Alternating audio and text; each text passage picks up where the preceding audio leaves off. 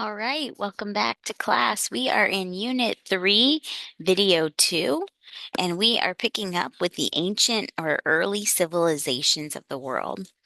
So, after God scattered the nations at the Tower of Babel, many of the descendants of Ham and Shem remained and settled in the fertile region of the Tigris and Euphrates rivers. We see that in Genesis 10.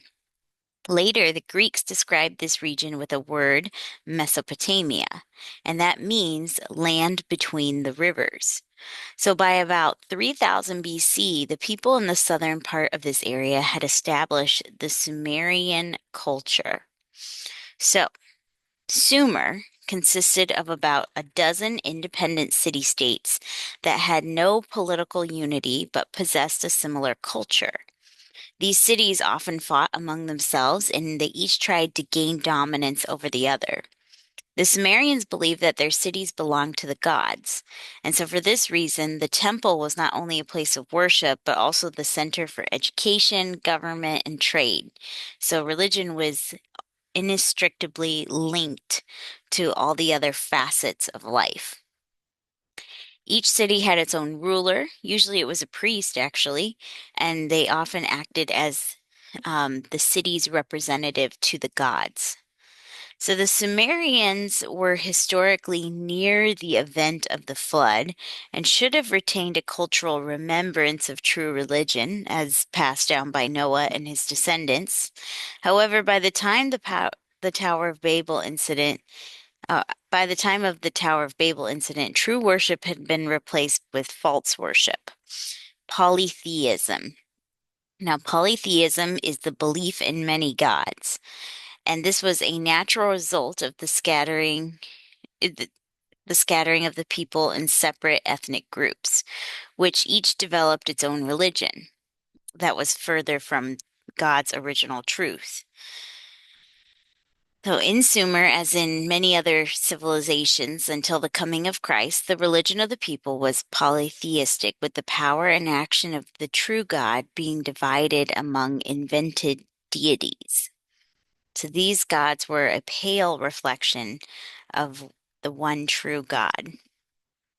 They were in many ways kind of like all powerful humans who fought and fathered children and did many other things that humans would do. So it's definitely a human's idea of what God looks like. Genesis 1 says that God made man in his image, but the Sumerians, they are an example where they made gods in the image of man. Now, probably their biggest contribution to the ancient world that we still remember today is cuneiform. And much of what we know about Sumer actually has come from the discovery of thousands of clay tablets bearing cuneiform, which was the earliest known form of writing. They used wedge-shaped stylus. It was often made by splitting a reed, and the Sumerians made impressions on tablets of wet clay, which they later baked until they were really, really hard. This could express ideas by the manner in which they arranged these wedge-shaped impressions. So young men often learn this complex writing in a formal education system. Teachers were called school fathers, and the students were called school sons. Sumerian boys often learned cuneiform, who learned cuneiform also studied the Sumerian numerical system, a system based not on 10 like ours today, but on the number 60. So very interesting. Give me one moment here. We're going to go into depth about cuneiform in class with some project-based learning. So we're going to learn a lot more about this. But as far as content that you need to know for the test, you need to know it's the earliest known form of writing and that it is how we know a lot about the Sumer or the Sumerian society or civilization. The major occupation of most of the people that lived in the Sumerian region was farming. They built often elaborate networks of canals and dikes to provide irrigation for their crops. Although agriculture was the basis of their economy, the people lived in fortified cities, and they built their homes and public buildings out of baked clay bricks. Temple towers called ziggurats were outstanding examples of the Sumerian architecture. They were impressive pyramid-like structures that had a terrace at different levels along the exterior, and the bricks used in these buildings were often glazed in different colors, so they really stood out among the buildings. In fact, if you really want to look up something interesting, if you look up the ziggurat architecture, you will find that it transcends cultures. The ziggurat's architecture can be found in a lot of the ancient cultures, which I would contend probably goes back to their knowledge and what they were building at the Tower of Babel. I believe that the Tower of Babel must have had some similar architecture structures to the ziggurats because it's used in almost all of the ancient cultures. But that's another deep dive for another day. Now, the main person that I want you to associate with Sumer is Sargon. Near the end of the Sumerian dominance, a new people migrated to the northern Sumerian cities, and they adopted a lot of the Sumerian culture. But they also asserted their own influence on the cities. In around 2270 BC, the ruler Sargon came to power in the city-state of Kish. And Sargon conquered all the other city-states and established an empire and the rule of one people over another. And they made the capital Akkad, and he created a united kingdom. The Akkadian Empire is what we call it, the Akkadian Empire. And eventually it would stretch from the Persian Gulf to the northern part of Mesopotamia. And under Sargon, the king's authority surpassed that of the priests, which was a huge change in the Sumerian civilization. And the people were encouraged to view their king as a god. So he was the strongest ruler in their history. Now, about a century just a second. About a century after Sargon's death, the city of Ur would rise to prominence, and this powerful city-state you might remember. It's mentioned in Genesis 11:31 as the birthplace of Abraham, the father of the Hebrew people. Um, so it's important to know and remember that this is the context of Abraham's world. And so think about this. In Abraham's world, polytheism and idolatry were rampant and the norm. There was all-powerful rulers, and when God revealed himself to Abraham around probably 2100 BC and called him to move out of Ur, he was not simply telling Abraham to leave his home. God was also telling him to leave his way of life. And it was probably the only life that Abraham had known up to that point. So before we get to the Amorite civilization, I have two more things about Sumer real quick. This is an add-in for your notes, all right? So add in here the Epic of Gilgamesh. You'll read about this a little bit in an article in class. So the Epic of Gilgamesh is actually an example of Sumerian literature. This epic poem describes the adventures of the legendary hero Gilgamesh and his search for eternal life. And in his travels, Gilgamesh meets Unapishtim, the only man that has attained immorality. So one of the most interesting sections of the poem is when Unapishtim's account of how Ea, one of their gods, delivered him from a universal flood. So Ea warns him that Enlil, one of the other gods, was angry and was planning to cover the earth with water. And he told Unapishtim to tear down his house and build a boat. And Unapishtim was also to take the seed of all the living things aboard his boat. Having built a boat, Unapishtim gathered aboard his family, the craftsmen who helped him, and the animals of the field. The rains and the floods raged for 6 days and nights and subsided on the seventh day. Does that sound familiar?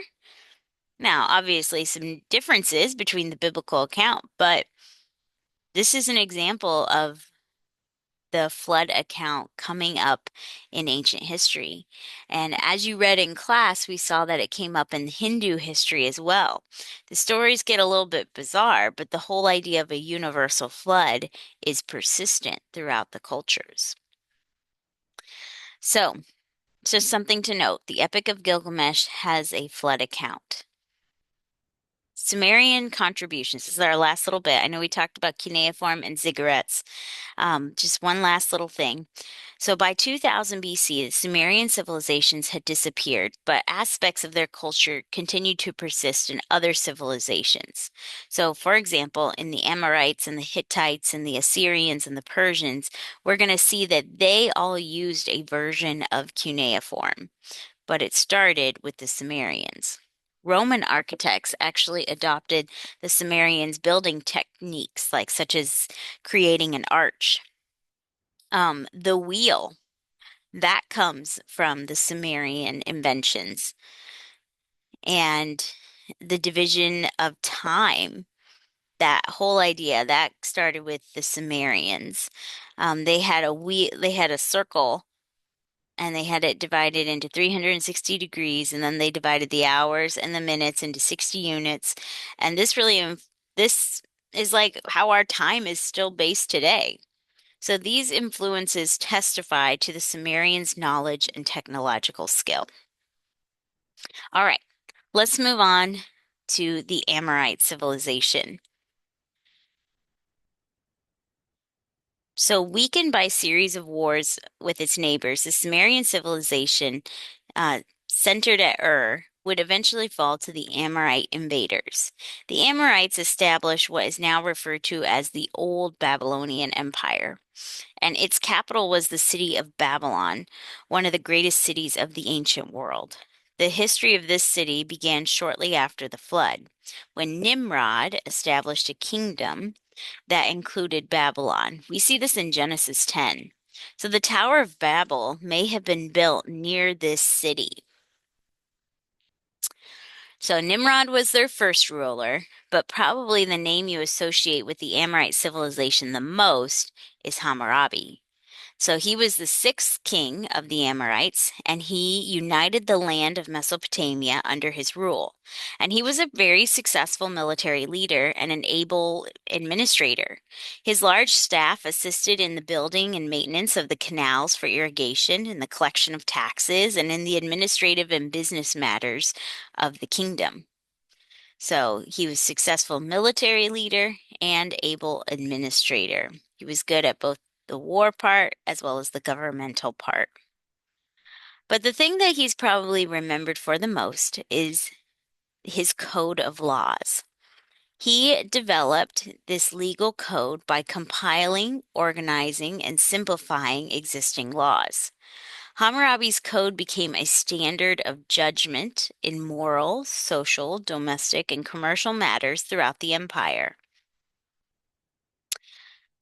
He had 282 laws that set forth the code, and they were opened with this statement: to cause justice to prevail in the land, to destroy the wicked and the evil, that the strong might not oppress the weak. Hammurabi had his code engraved in stone pillars and placed throughout the kingdom so that everyone would know the law. However, Hammurabi's law was arbitrary because the penalty for a particular offense varied with the social class of the offender. So, for example, if a wealthy man broke a bone of a member of his own social class, his own bone would be broken. If, however, he broke the bone of a commoner, he only had to pay a fine. So that's a flaw. Another flaw in the Hammurabi's code was that it placed a higher value on property than on human life. And that's never a good thing because that is an inversion of God's value system. So let me just touch on justice real quick. What is justice? Before we continue on with the Amorites' accomplishments. So law codes contribute to justice because they make public and clear that what the laws are and the consequences for violating them. However, law codes can also encode or inculcate injustices. So, for instance, we see in Hammurabi's code, it treated the wealthy differently than the poor. And that's something thankfully, our government system tries to not do. Not saying that it hasn't happened before, but we in America take pride in rule of law, and which means the law, nobody is above the law, and that you are equal in the eyes of the law. If you've ever seen the statue of Justice, and she's a lady and she's got scales in her hand, they're weighing scales, you'll notice that her eyes are blindfolded, and it's supposed to represent that justice is blind to your social status and to your monetary amount. And that's a really wonderful blessing we have here. All right, back to Amorites and their accomplishments. The Amorites are also noted for their trade in gold and silver and tin and textiles. So we see a lot of metal work happening here. They also worked with algebra and geometry and made important contributions to the field of astronomy. Now, astronomy is the study of celestial bodies. However, they refuse to acknowledge that the heavens declare the glory of God. Psalm 19:1. Instead of trusting God's control over the events of their life, the Amorites resorted to a false method of interpreting human events and destiny by the position of planets and stars. And they were the first to originate the practice of astrology. So, astronomy, thumbs up, study of celestial bodies. Astrology, thumbs down. That's a false belief system. So, if you click on that link in the PowerPoint, you will watch a little video about some of the fallacies with astrology. We'll also talk about it in class a little bit and watch it there. The verse that I do want you to know with the test is Deuteronomy 4:19. It says, "And when you look up to the sky and see the sun, the moon, the stars, all the heavenly array, do not be enticed into bowing down to them and worshiping things that the Lord your God has apportioned to all the nations under heaven." We are not meant to take our life advice or worship the stars. Worship is only to God, the creator of the stars. So, Amorite civilization. Lacking able leadership after the death of Hammurabi, the Amorite civilization declined in power and influence. Invaders came into the land, they seized control of the territory of this once powerful kingdom, and they declined in their influence. Next up, we have, I'm going to go out of order a little bit. We have the Egyptians. And then eventually we'll come back and touch on the Hittites and the Phoenicians. So this is Unit 3, Video 2. Have a great day, guys. I'll see you later.